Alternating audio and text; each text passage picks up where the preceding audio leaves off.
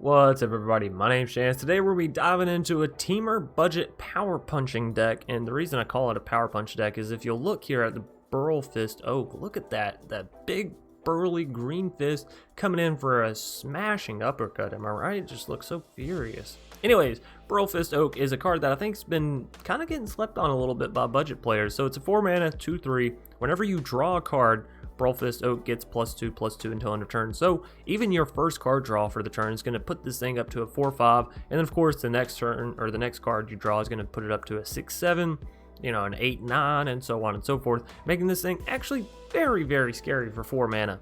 Now, outside of that, we also have Warden of the Woods, so we kind of have a Treefolk tribal going on, which is a little weird, but we have a 6-mana 5/7 vigilance. Whenever Warden of the Woods becomes the target of a spell or ability an opponent controls, you may draw 2 cards. So that immediately is going to put this thing up to a 6/7, right, which is just huge. And of course, you're probably going to lose your Warden, but up until that point, you have a 5/7 with vigilance, which is also really nice. Now, outside of that, we have kind of an interesting bottom end here, because we're going for this sort of mid-range aggro style play in a 3-color deck with budget. So that's generally a very hard goal to accomplish. However, I think this deck does it fairly well. I will say the Brushfire Elementals felt a little out of place, but the Dorats, they really were the perfect pet in this deck. So 1/1 flying creature that gets bigger and bigger per non-creatures that you spend. And of course you have, you know, your Improbables, your Fire Prophecies, all this kind of non-creature madness. Since we are a draw 2 deck, Improbable Alliance just makes a lot of sense. Anytime we draw our second card each turn, we get to create a 1/1 blue fairy. Great at defending, great at attacking. Fire Prophecy, instant speed, going to help us draw a card, deal 3 damage, great removal, and card draw. Garruk's Uprising, since we have things such as Brushfire, Dorat, and Burlfist that all end up getting bigger, the key to Garruk's Uprising is, you know, create these creatures, make them bigger, and then use Garruk's Uprising to draw the cards and have all these tramplers, right? Invigorating Surge works really well with the Dorat, as you add a counter and then you double however many counters were already on there. You know, outside of that, it's sort of a meh, but you also have Scale the Heights, and you have Lorescale, and you have Primal Empathy, so you got other things that can, you know, be doubling the counters besides just your Dorat. Anyways, Llanowar Visionary going to help you ramp up, draw cards, and add another body to the field, right? 2/2. Scale the Heights going to allow you to put a counter on something, gain life, play an additional land, and draw a card. This is all really good stuff for things like Brushfire, Dorat, your lower sort of creatures, right? Royal Scions, draw, discard, helps with all your draw 2, helps with your Burlfist. Also can give your creatures +2/+0, first strike, and trample. Again, you know, you got a big old Burlfist, giving it trample and first strike just makes it almost literally unblockable. Lorescale Coatl, 3 mana for this 2/2. Whenever you draw a card, put a +1/+1 counter on Lorescale. Obviously, you can, you know, get this however big you want, basically. Primal Empathy directly relates with Lorescale. 3 mana with this enchantment. At the beginning of your upkeep, draw a card if you control a creature with the greatest power among creatures on the battlefield. Otherwise, put a +1/+1 counter on a creature you control. So, pretty good, and again, it works well with the Invigorating, the Lorescale, the Dorat, all that kind of stuff. Oakhame Adversary, just a good cheap card that can add the death touch to the field for relatively cheap. We have a whole lot of Gruul aggro and mono green food and Jund Sacrifice sort of running around in the meta right now. So this is a good card to sort of counteract those decks. Keeper of Fables is going to allow you to draw every time a non-human creature deals combat damage to your opponent, which all of your creatures are non-human. So anytime any of your creatures deal combat damage to the opponent, you're going to get to draw a card, which of course, you know, boosts up your Burlfist or makes your Lorescale bigger or whatever. So, granted, adding life to your Burlfist post-combat is not necessarily that good. Adding counters to your Lorescale always is. And then last but not least, we have Shark Typhoon to help you either cycle and draw cards or just hard cast down, and then thanks to all your non-creatures, you get a lot of sharks out of it, right? So this is a Temur budget deck. Like I said, I wanted to make a 3-color deck that was actually viable for budget players, and I think this one might just be it. Anyways, thanks everybody for watching. Hope you've enjoyed the video. Hope you're enjoying the channel. If so, please be sure to leave a like down below, comment, subscribe, because you know how warm and fuzzy that makes me feel on the inside. And be sure you're hitting that bell icon after you hit the subscribe button, so that way you can get notifications whenever we post new videos. We have daily videos that go live. We're trying a new time slot out. It's 1:15 p.m. Eastern Standard Time, which I know, oh, something to my eye. Which I know sounds like a super odd time, but it seems to be doing the best as far as reaching the most people and everybody being able to jump in and engage with the live premiere. So new time, 1:15 p.m. Eastern Standard Time every single day. Hop in, say hi, what's up, and get yourself a good little slice of magic. Anyways, without further ado, we're going to dive into this power punching teamer packing awesomeness. Alpha Bravo. Breaker 1 2. We'll keep this. It's a little iffy, but we have enough to get to the door rat and you know, Fire Prophecy, so maybe off the back of those two we can find some more land. Hey, just like that we found the land. Alright, now I am going to go ahead and play the door rat. It allows us to deal the damage. Next turn we can play Fire Prophecy, and then following that we should be able to play the Brushfire or the Llanowar, depending on you know, how we're feeling. Beloved Princess.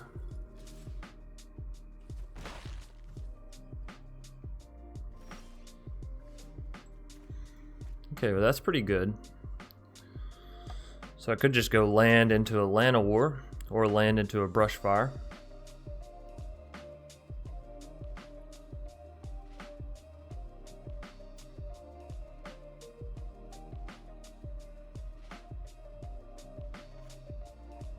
I really like the idea of going ahead and hitting down the Llanowar. Draws us an additional card, ramps us up a little bit. Improbable. Alright.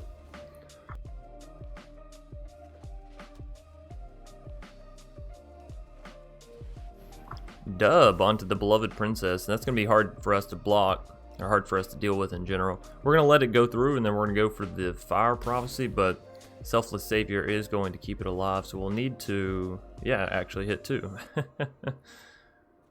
Alright, well.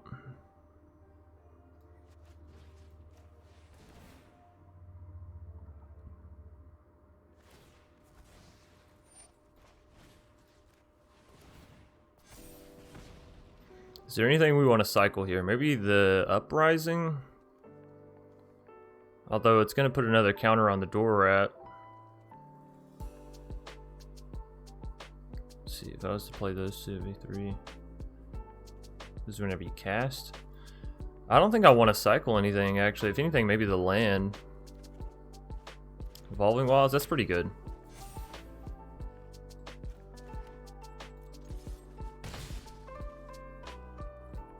End our turn on that note.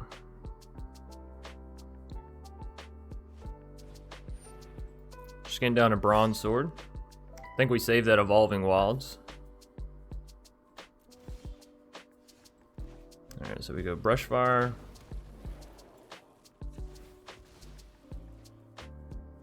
We need additional green. We have 2 red. Let's grab some additional blue. We already have the 2 green, actually. Then all in. Opponent's down to 10. We're doing decent damage here. On our following turn, we have 5 mana available. Speaker, they can put on Bronze Sword, but it only makes it into a 3/1. All that glitters. Okay, 3/3. That's a little bit more fair. +1/+1, draw a card, gain 2 life. Not terrible. But if I go ahead and put Uprising, we will get to draw off the door rat as well as make it a little bit bigger. Shark Typhoon, we can cycle for a 3/3.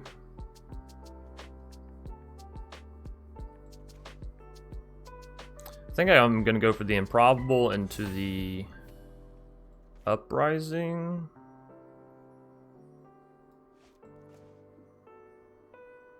What is this? Power 2 or less?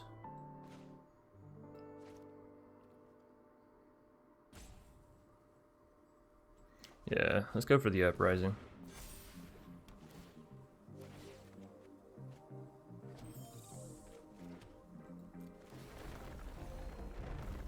Alright, we will swing them with the 3/3. Think it'll force them to block with the speed. They're not gonna block. You're crazy. They're going down to 2 life. Alright, well, they gotta have something that deals with our door rat, right? Oh, man, that's a good one. Gain 4 life and deal with door rat. Alright, so they could potentially go back up to 10 life here. They don't? Are you crazy? Alright, well let's hard cast a Shark Typhoon, because I think that's always a great way to get to victory. We can of course still swing in with the 1/1 in the skies, take him down to 5. It already had Vigilance though. Well, that's really scary. That speaker is certainly scary. We're gonna let it run. Let it happen. Just let it happen. Oakhame's really good. That Death Touch is gonna be super duper handy. If I play it, I can't play anything else. But I think we really need it to deal with that speaker. Either that, or I guess I could have chum blocked the speaker, right? But this should discourage. Of course, they could just use Owslid, right? That's fine.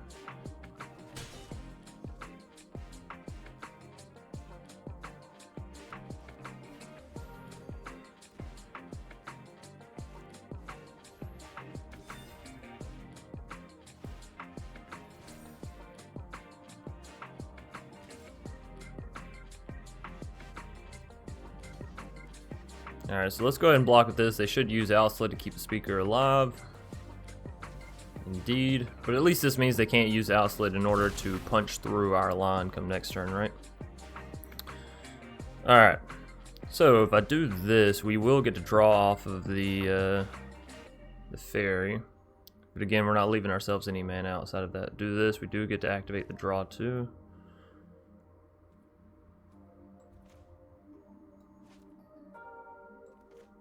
Actually, you know what? This activates the draw too as well. And we also get to draw off the Garruk. So, yeah, cool. Hey, Lorescale Coatl. That'll be really good for us. Alright, so we're actually doing pretty decent here, I'd say. Given they have an 8/8 Vigilance Lifelink Angel Creator, right? Speaking of Angel Creator, they're going to be creating some angels here.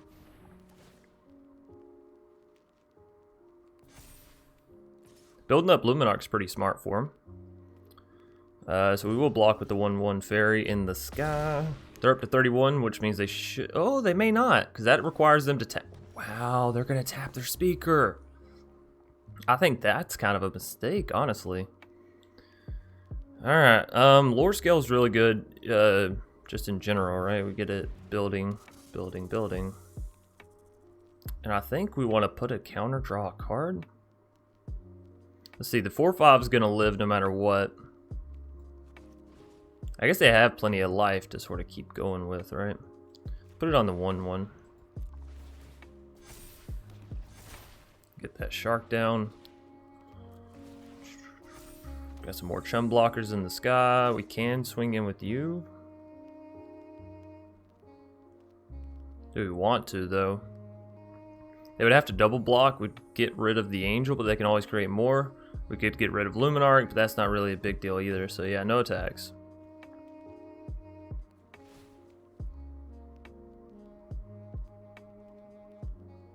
How many cards? We got 39, they got 44. Putting an additional point onto the speaker. We can take out the angel here, but if we just chum block it, we can also send back more damage. So let that happen. I think we block Brushfire here. Till we deal with that speaker, Brushfire is pretty much not useful.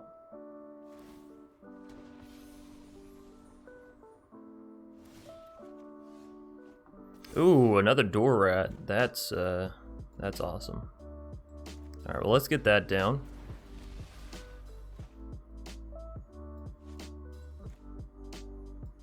So only gonna have 2 mana left over either way. This draws us cards, gives us sharks, so I feel like this is the better option.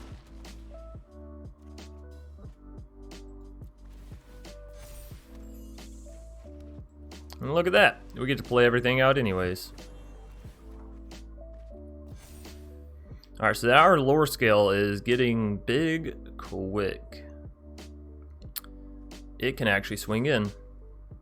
No, it can't. Damn it. It needs to be a little bit bigger. Alright, and then we're leaving everything as is, because again, we got plenty of chum blockers. We got a board full of bullies. Dub, not a big deal.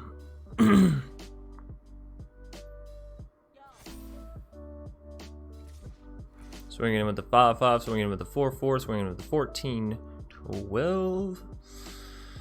Alright, you can block that.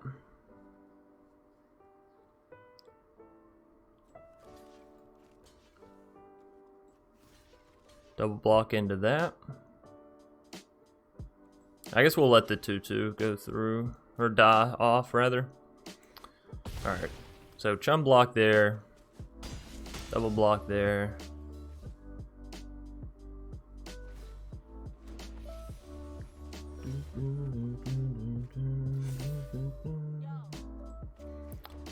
A little unfortunate that we only have the Warden.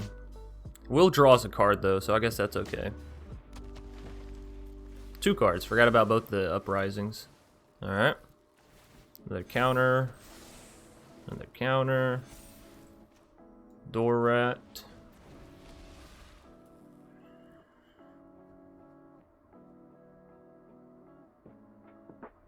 Alright, so Lorescale can start swinging, bashing, and smashing, all that good stuff. We need to hit some more non-lands, honestly. Taking them down to 47. Hey, drawing another card. Damn it. Another Evolving Wilds. Alright, well, hey, since we drew so many lands this turn, it should mean we're in pretty good running to draw some non-lands on this next turn, right? That's what I'm saying.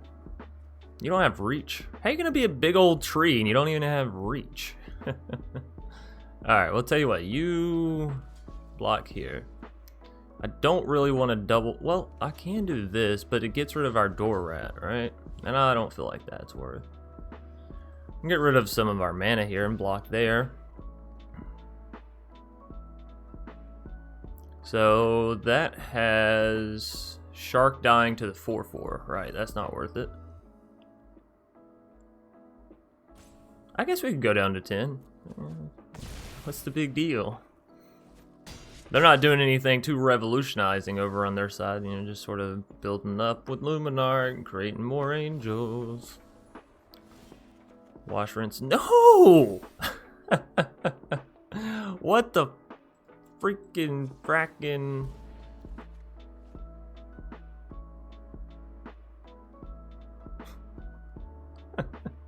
Yeah? Interesting. I really like when you do that to me, game. Alrighty. Next turn. Next turn. We should not be drawing any more lands. I'm almost like 10,000% sure of it. There's no freaking way, man.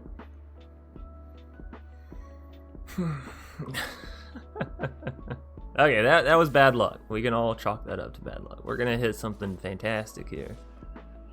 Something super over the top amazing. I guess you're not really that big of a deal. Chum block, chum block.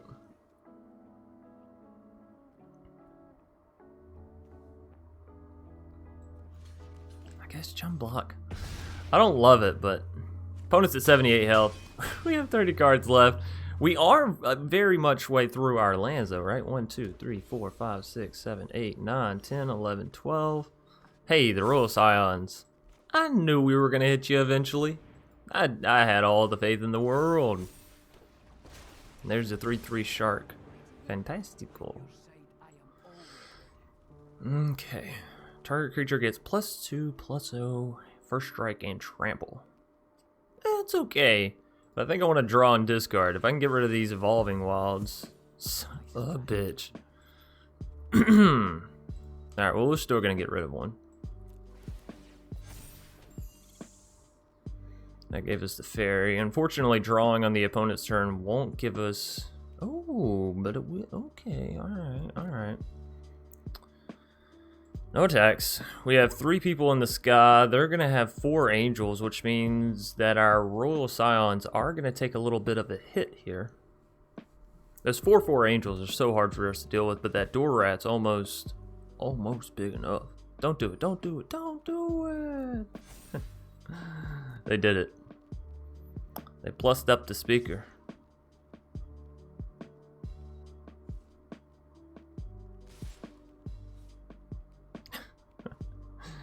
Alright. Another Royal Scions.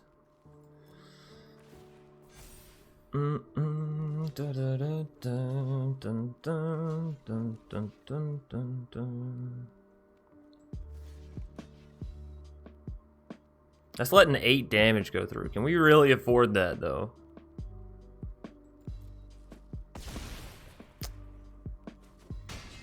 We've been fighting this whole game to get back into it, and I gotta say, the draws are certainly not helping us.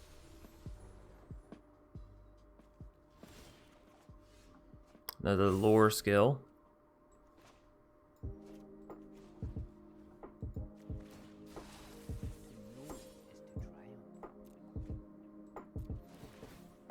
Beginning of your upkeep, so that's not really going to help us as far as that goes, but it will proc the Doras, will give us another Shark.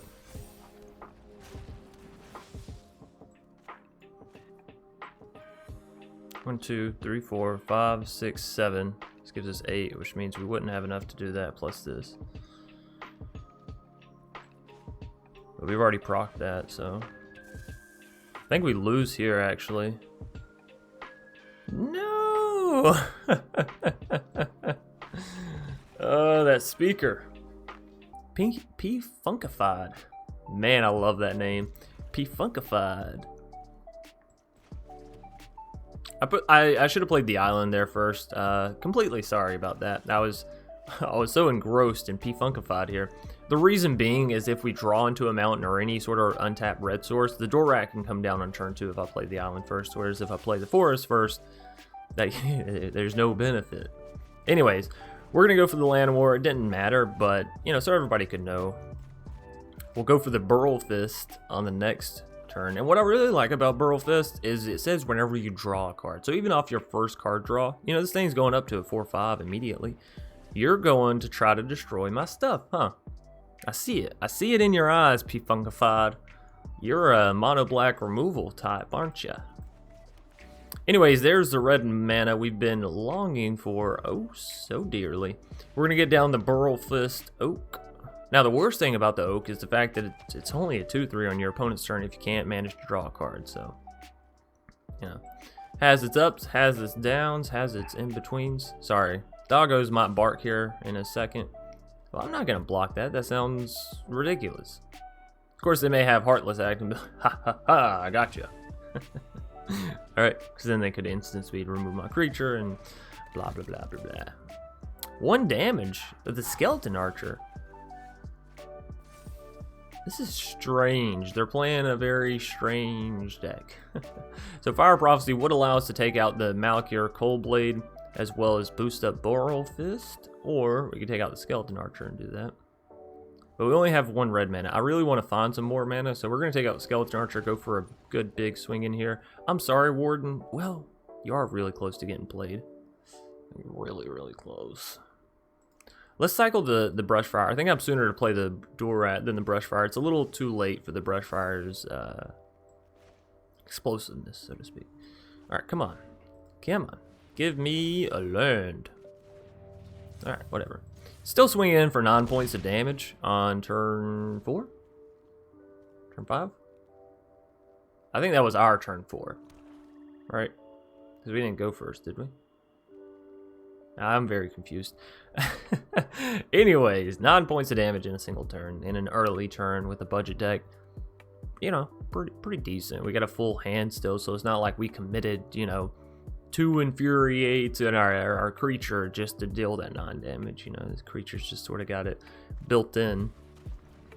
Vampire Opportunist. You know, I'm going to win this match, and then I'm going to have people tell me in the comment section, Chance, that was a basic deck. You're beating up on a bunch of noobs. And I'm going to be like, oh, no. Those people were totally professionals. Didn't you see the way they masterfully played their cards? You don't see that level of play anywhere else. Yeah, you absolutely don't. So the obvious answer here is to go for the double Fire Prophecy removal play. This will give the Burlfist additional damage, allow Llanowar to swing through, and more than likely give us enough damage to finish the opponent out. Now that unlikely, what is this? Unlikely aid is going to be a little annoying. Decline, we don't really want to Nice. Thanks. Resolve. That one doesn't do anything because the creature's gone. And then we swing in with our 5/6. So we don't get lethal here because of that unlikely aid, but that's okay. See what I mean? Opponent does have a few tricks up their sleeve. They're going to be blocking with the Vampire Opportunists here. Who knows? Maybe they're about to extinction event my ass. I laugh, but y'all know it's totally real. It could very well happen.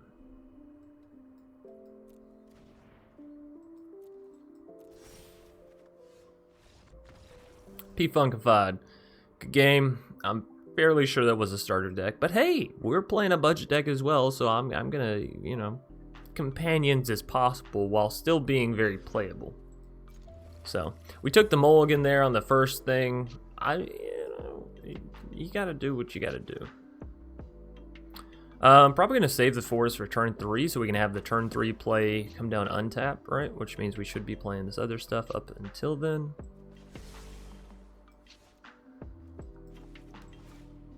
I'm going to play the Rugged Highlands first. Similarly to the last game, how I said, you know, play the island in case you draw into some red mana. This is the same thing, right? If we draw into the Dorat, which we did, then we wanted to play the tapped land that we couldn't play untapped first that had half of the cost of it. So this way, if we got a Dorat or if we got a Brushfire, we're good to essentially play our land and play it down immediately. Now, the opponent may remove it immediately.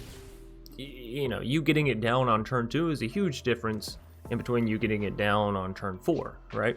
Because if you don't get it on turn 2, turn 3, you're playing your Llanowar, which means you have to wait till turn 4, right? So it's sort of a 2-turn difference. Now, the opponent did remove it there, but we had access to that information, you know, as soon as possible, ASAP, pretty much. So if I go for the Llanowar here, on next turn we will have 4 mana, but that still won't allow for us to do the Lorescale unless we can hit an additional land here. I do want to Fire Prophecy and take out the Mire Triton, but I can't necessarily afford it. I do think the sooner the better with the Lorescale.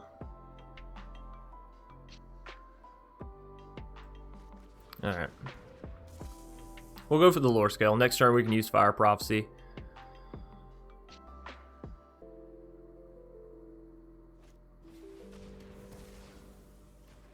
Yeah, I mean, 3 mana remove my 3 mana creature. It's, yeah, it's a 1-for-1. So I'm gonna go for Llanowar here. Fire Prophecy leaves us with an awkward amount of mana. I don't really want that. We're hitting all those lands that I wanted to hit earlier. It's a little unfortunate. That's a little too little, too late. But that's okay. Opponent's just Golgari. I was really expecting when they hit that Cultivate would be seeing some blue mana or, you know, the 3rd variant essentially coming out. But nerp. Naparino. So let's go ahead and Fire Prophecy this Mire Triton. We have plenty of green actually. We might need more red. So more land. Hey. Yeah. So we actually are just going to put the first strike and the additional damage here on the Llanowar. Board's clear. It still pluses up the Royal Scions, so why not? We couldn't play anything that we potentially drew into anyways.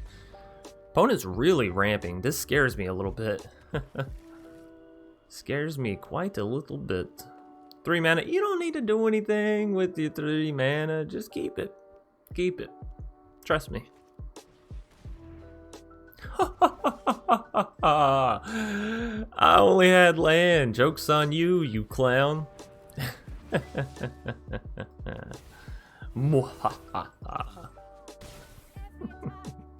have to admit that was pretty nice. Like, we were bitching about lands, and here the opponent comes and just wants to throw away 3 mana to deal with the thing we're complaining about. Churn Timber is not good for us. Cragplate. Going straight for the Royal Scions. Thankfully, though, it taps, and, you know, that means the Royal Scion survives. Our Llanowar gets a counter, and we get a land. So we can end up dealing 5 damage. I think I am going to draw a discard. Garruk's Uprising. Yikes. It's not going to draw us a card here.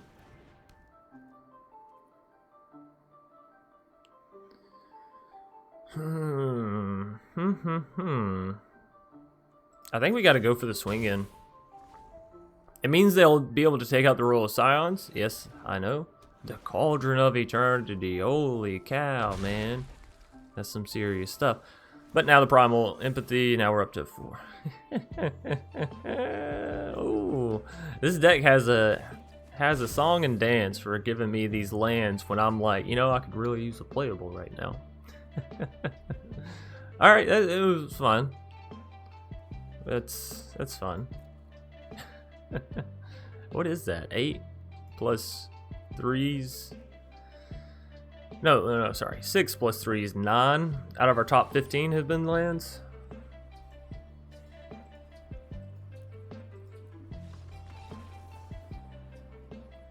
Yeah, I mean that's